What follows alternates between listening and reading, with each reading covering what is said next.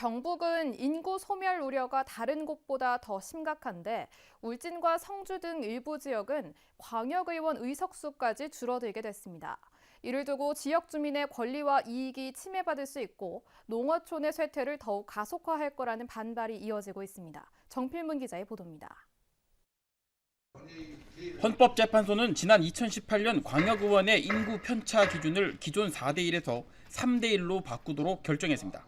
이렇게 되면 경북의 경우 도의원 1명을 선출하는데 기존 인구 2만 명에서 2만 5천 명 정도가 필요하게 됩니다. 따라서 인구 4만 명은 넘지만 5만이 안 되는 울진과 성주, 청도군의 도의원 정수는 현재 2명에서 1명으로 줄어들게 됐습니다. 헌법재판소의 이 같은 결정은 인구 비례 원칙에 따른 형평성을 고려한 것인데 경북의 예를 들면 현재 도의원이 2명씩인 인구 4만 2천의 성주군과 인구 14만의 김천시의 의석수가 같을 수는 없다는 논리입니다. 하지만 이를 두고 단순히 인구수로 결정할 문제는 아니라며 해당 지역의 반발이 거셉니다.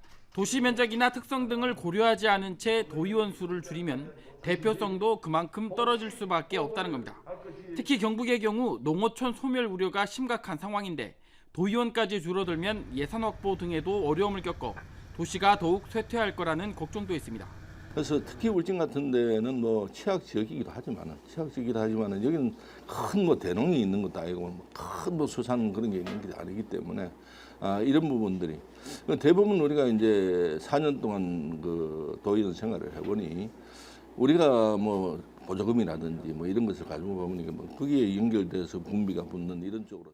이 때문에 경북 도의회는 농어촌 지역의 인구 감소나 특수한 여건을 고려해 합리적인 의원 정수가 배분돼야 한다고 주장하고 있습니다.